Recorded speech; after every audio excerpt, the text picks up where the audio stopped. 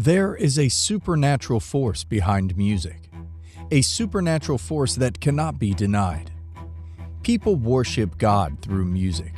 People praise God through music. And even in the occult, they sometimes channel their spirits through music and chants. There is a supernatural force behind music, a supernatural force that cannot be denied. Both in the Old and the New Testaments, there are many references that point to the latent power of music. Time and time again in the Bible, we see instances of the power of music. 2 Chronicles 5:13 and 14. It came even to pass, as the trumpeters and singers were as one, to make one sound to be heard in praising and thanking the Lord.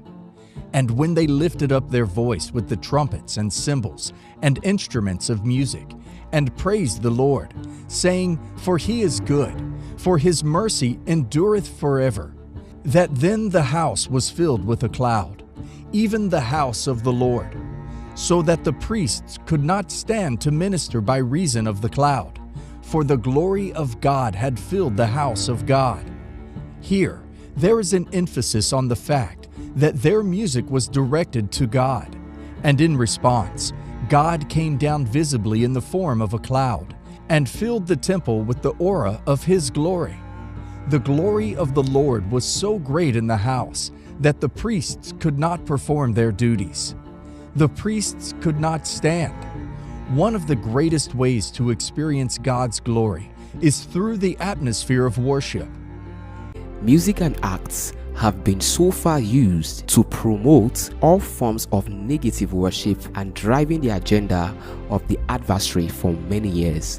Unfortunately, some of these things have also crept into the church. Music that is not of God, I say it's very dangerous to go into some kind of music that is basically worldly, not known to be Christian, and then we want to Christianize it. How worldly should we get to win the world? How worldly should we be to win the world? How far should we go to get their attention? We have to be like them to do so? That is a confession of your spiritual bankruptcy.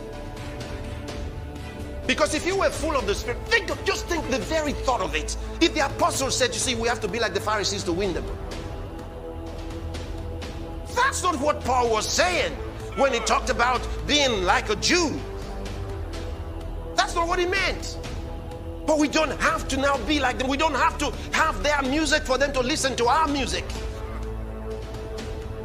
We don't have to dance like them for them to think that we're dancing for God. Then there's this other kind of music.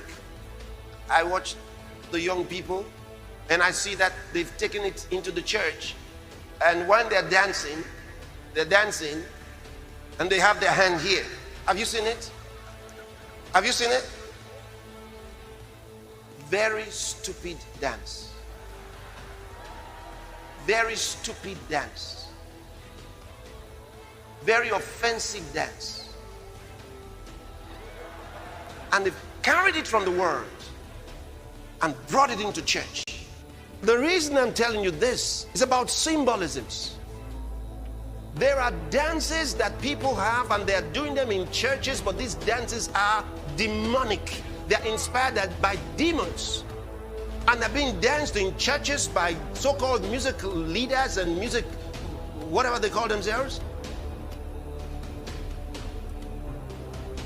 What's actually happening is these are offerings and libations that are being offered to Satan through symbolisms.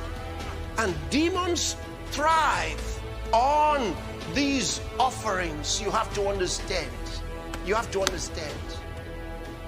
Demons feed on worship. It's really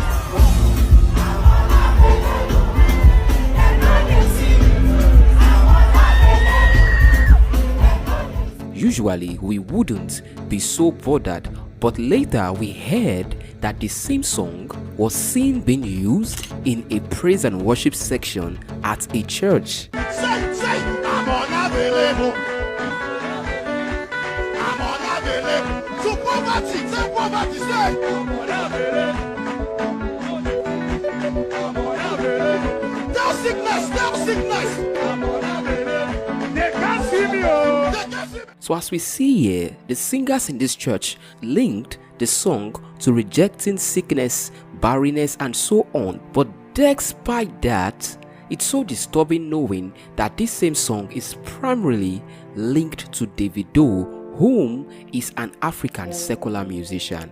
To our amazement, the rate at which the congregation danced and responded to the song was so alarming. Here you can see almost every one of them in the church dancing the exact prescribed dance step Davido attached to the song. Now, on the matter of secular music, we can never overemphasize the need to abstain totally from it.